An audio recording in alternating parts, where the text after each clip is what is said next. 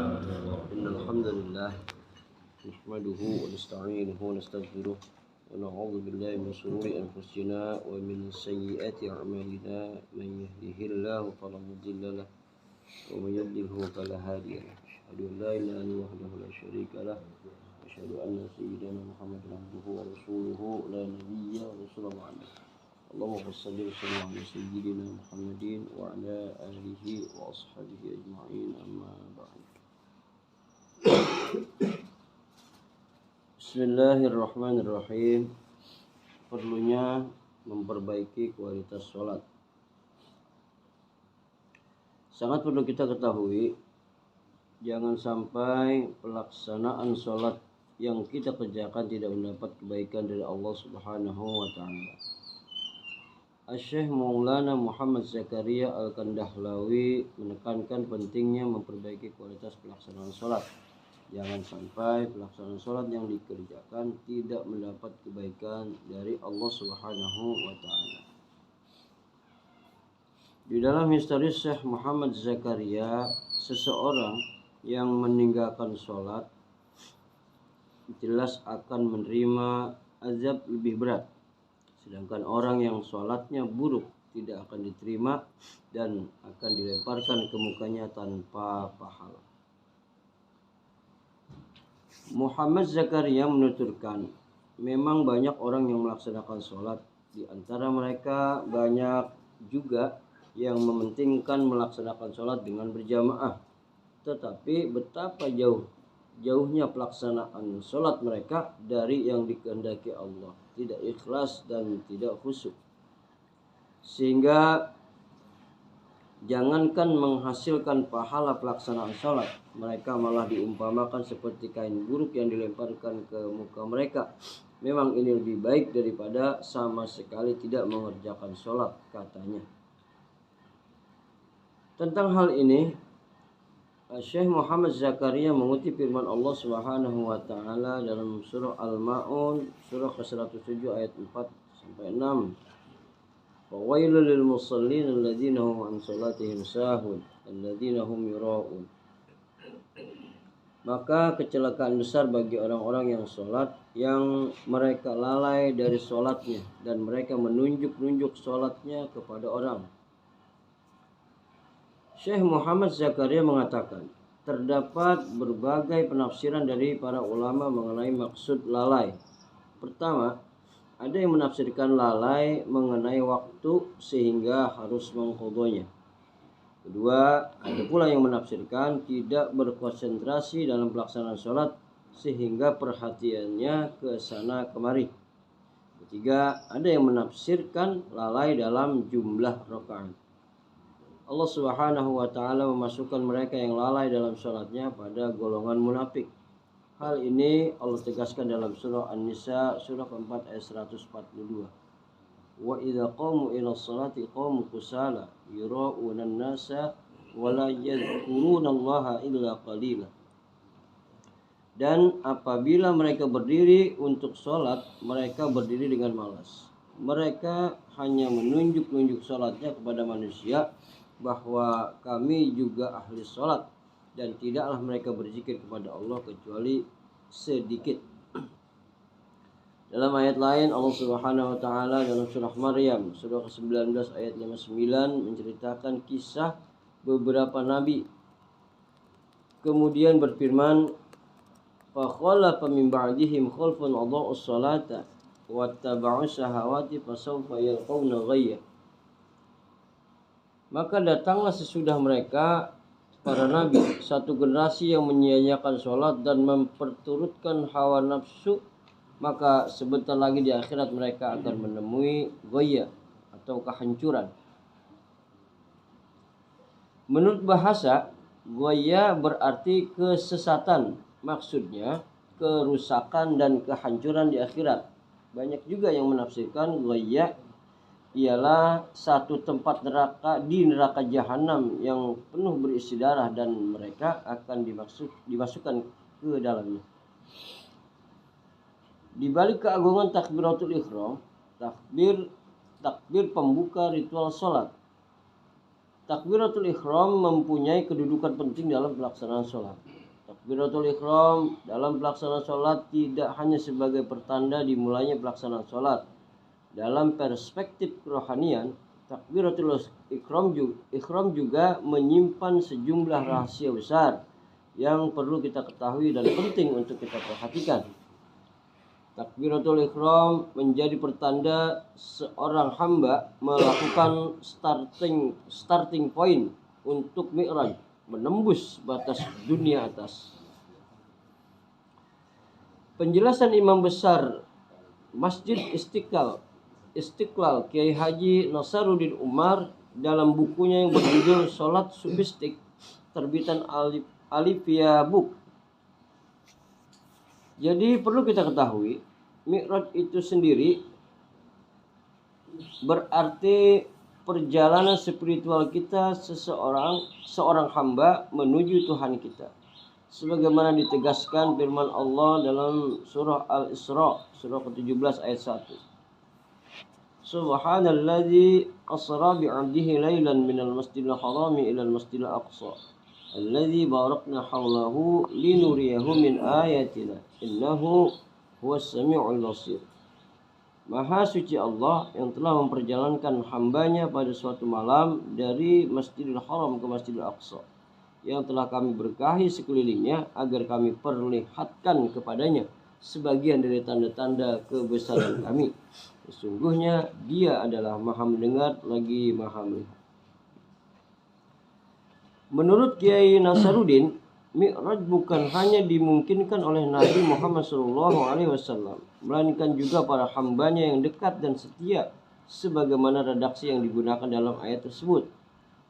Nabi Muhammad SAW sendiri juga pernah mengatakan bahwa pelaksanaan sholat adalah mi'raj orang-orang mukmin.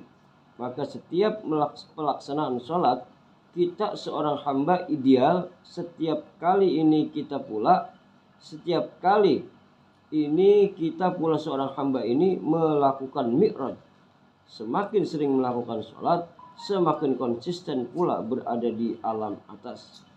Sedangkan lafal takbir, yakni Allahu Akbar, merupakan lafal tauhid yang sangat kuat pengaruhnya dalam individu kita sebagai manusia dan dalam alam mikrokosmos. Di antara rahasia dan kekuatan takbiratul ihram menurut kalangan kerohanian adalah dapat menembus lapis-lapis hijab individu kita sebagai manusia dengan Tuhan. Selain ini masih banyak keutamaan lainnya. Pembimbing Majelis Muzakarah menjelaskan, takbiratul ihram juga disimbolkan dengan mengangkat kedua tangan. Pengangkatan tangan menyimbolkan beberapa makna bagi kita sebagai manusia. Angkat tangan bisa berarti mengalah atau pasrah. Selain ini, menurut pembimbing Majelis Muzakarah, tangan juga merupakan simbol kekuatan kita sebagai manusia dalam menyelesaikan berbagai persoalan. Jika kita sebagai manusia mampu mengontrol tangan, kekuasaan, kekuatan, dan potensinya, maka kita sebagai manusia akan mencapai tingkat keutamaan dan kesempurnaan. Seraya mengangkat tangan, individu kita dengan segala kekuatan dan kelemahannya diserahkan sepenuhnya kepada Allah Subhanahu wa taala. Sambung ucap pembimbing Majelis Muzakarah. Syarat dan ketentuan takbiratul ihram menurut mazhab Syafi'i. Takbiratul ihram mempunyai kedudukan penting dalam pelaksanaan sholat. Sah tidaknya pelaksanaan sholat kita seseorang ditentukan terpenuhinya rukun dan syarat. Di antara rukun pelaksanaan sholat yang tidak boleh kita tinggalkan adalah takbiratul ihram. Takbiratul ihram adalah takbir sebagai pembuka pelaksanaan sholat dan mulai haramnya aktivitas lain selain bacaan dan gerakan pelaksanaan sholat kita. Takbiratul ihram merupakan salah satu rukun pelaksanaan sholat yang harus kita penuhi. Untuk ini sudah seyogyanya bagi kita sebagai umat Islam yang hendak mendirikan pelaksanaan sholat untuk memperhatikan syarat sah takbiratul ihram. Imam Syafi'i dalam fikih manhaji menjelaskan bahwa dalil takbiratul ihram berasal dari hadis riwayat Tirmizi, Abu Dawud dan lainnya, bahwa Nabi Muhammad SAW bersabda, "Miftahus salat at-tahuru wa tahrimuha at-takbiru wa tahliluha at-taslimu." Kunci salat adalah suci. Pengharamannya diawali dengan takbir dan penghalalannya dengan salam. Caranya dengan melafazkan Allahu Akbar. Tidak masalah jika terdapat tambahan yang tidak mengubah bentuknya dari isim nomina.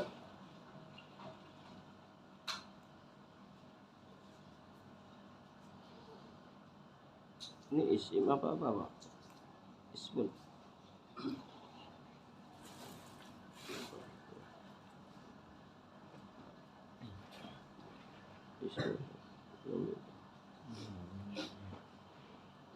Benar.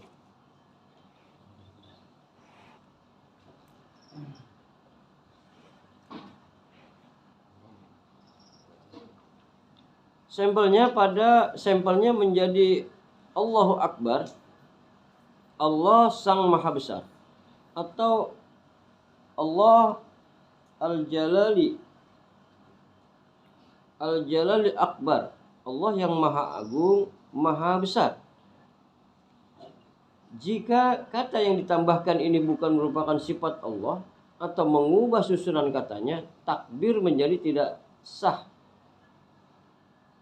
Jika kata yang ditambahkan ini bukan merupakan sifat Allah atau mengubah susunan katanya, takbir menjadi tidak sah. Misal, Allahu Akbar, atau Allah dialah yang Maha Besar, atau Akbarullah, atau Maha Besar Allah. Dalilnya adalah karena mengikuti perbuatan Nabi Muhammad SAW, karena beliau selalu bertakbiratul ihram dengan susunan kata seperti itu. Agar takbiratul ihram dikatakan sah, disyaratkan mengikuti beberapa hal berikut. Pertama, kita lapazkan pada saat sudah berdiri. Jika kita lapazkan pada saat bangkit untuk berdiri melaksanakan sholat, takbirnya tidak sah. Ulang, kita lapazkan pada saat sudah berdiri. Jika kita lapazkan pada saat bangkit untuk berdiri melaksanakan sholat, takbirnya tidak sah.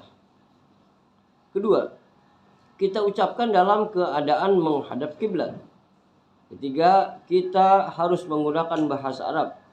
Jika tidak mengucapkannya dalam bahasa Arab dan tidak mungkin belajar pada saat ini juga, bisa kita diterjemahkan ke dalam bahasa apapun yang pengertiannya sama dengan takbir. Namun, kita diwajibkan belajar jika mampu. Keempat, jika pendengarannya baik, kita harus mendengar semua hurufnya. Kelima, berbarengan dengan niat. Berapa kali kita mengangkat tangan pada saat sholat? Ulama berbeda pendapat jumlah mengangkat tangan saat pelaksanaan sholat. Lembaga Fatwa Dar Ifta Mesir banyak juga membahas masalah-masalah tentang cara melaksanakan sholat kita seorang muslim dalam diskusinya. Salah satu diskusi yang disiarkan langsung di Facebook mengungkap terkait jumlah gerakan mengangkat tangan dalam pelaksanaan sholat. Dilansir dari El Balad, anggota Darul Ifta, Syekh Muhammad Wisam menjelaskan, para ulama berbeda pendapat tentang perkara ini. Salah satu pendapat menyebut bahwa gerakan mengangkat tangan dilakukan sebanyak 3 kali, yakni saat takbiratul ihram, ketika hendak ruku dan bangkit dari ruku, serta saat bangkit dari tasyahud awal. Adapun mazhab Hanafi berpandangan hanya 1 takbir ihram saja. Syekh Wisam juga menyebut ada ulama yang berpendapat bahwa gerakan mengangkat tangan dilakukan setiap berganti gerakan pelaksanaan sholat. Namun kebanyakan ulama atau jumhur ulama berpendapat pada pendapat pertama, yakni saat takbiratul ihram ketika hendak ruku dan bangkit dari ruku, serta saat bangkit dari tasyahud awal. Meskipun ada beragam pendapat tentang ini, para ulama sepakat bahwa yang menjadi rukun adalah takbiratul ihram. Gerakan ini menjadi wajib karena pembuka pelaksanaan sholat kita seseorang. Di dalam historis Tirmizi, Nabi Muhammad SAW bersabda, "Iftahus sholati at-tuhuru wa tahrimuha takbiru wa tahliluha at-taslimu." Kunci sholat adalah bersuci, keharamannya adalah takbir, dan penghalalannya adalah salam. Adapun anggota fatwa di Darul Ifta Mesir, Dr. Ahmad Mamduh, juga mengatakan mengangkat tangan dilakukan ketika takbiratul ihram, ketika akan ruku, bangkit dari ruku, dan saat berdiri dari tasyahud awal. Dan dia juga menekankan mayoritas ulama hanya mewajibkan mengangkat tangan ketika takbiratul ihram. Penjelasan mengapa takbiratul ihram penting dalam sholat. Takbiratul ihram mempunyai kedudukan penting dalam pelaksanaan sholat. Pelaksanaan sholat berjamaah adalah ritual kolektif kita sebagai kaum muslimin yang memiliki sejumlah keutamaan luar biasa. Salah satu bentuk ideal ini adalah dengan mendatangi pelaksanaan sholat berjamaah sebelum iqamah dikumandangkan. Artinya yang datang itu akan menjadi makmum yang mendapati takbir ihram imam. Kata Ustaz Sutomo Abu Nasr dalam bukunya Menjadi Makmum Masbuk, jika takbiratul ihram bersama imam itu berhasil dilakukan secara istiqomah atau konsisten selama 40 hari berturut-turut tanpa jeda sekalipun, maka telah dijanjikan Rasulullah SAW akan terbebas dari 2 penyakit atau musibah besar. Maka ia bebas dari neraka dan bebas dari kemunafikan, katanya. Dan kalau mau lebih ideal lagi, sebaiknya kita tidak hanya datang sebelum iqamah dikumandangkan, akan tetapi kita benar-benar melakukan takbiratul ihram tepat persis setelah takbiratul ihramnya imam tanpa keraguan sedikit pun. Jika kemudian ada jeda, maka dalam pandangan yang paling ideal ini kita dianggap telah terlambat dari takbiratul ihramnya imam meski datang sebelum iqamah dikumandangkan. Inilah pandangan yang disahihkan Imam An-Nawawi dalam kitabnya Al-Majmu' Syarhul Muhadzab.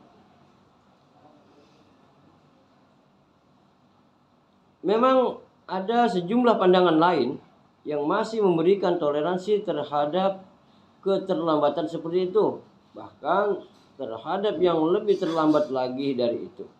Namun tentu saja menjaga individu kita dalam konsistensi pada yang paling ideal itu adalah lebih utama.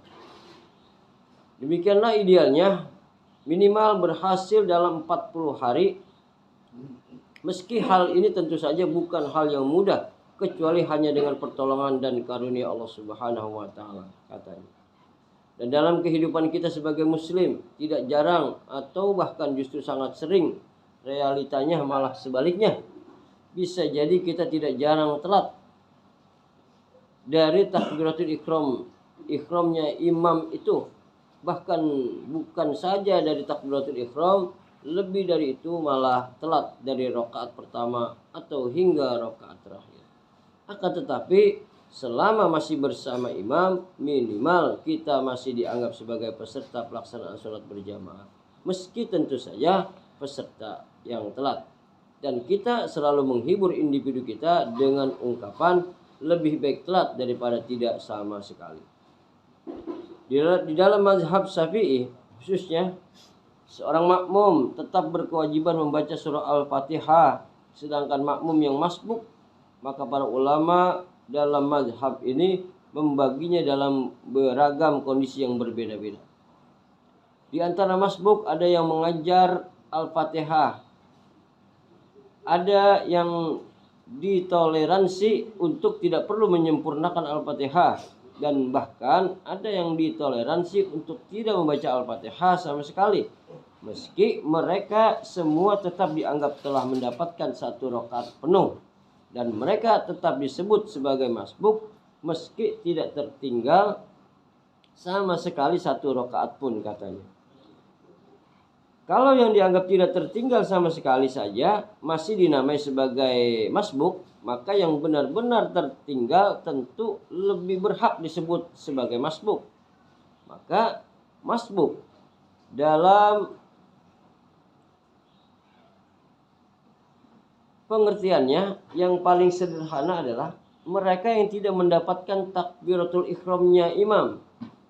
Dan dalam rinciannya nanti makmum masbuk ini tidak berada dalam satu level. Mereka berbeda-beda tergantung tingkat keterlambatannya. Demikian juga dengan konsekuensi masing-masing levelnya juga akan berbeda-beda, katanya. Belum.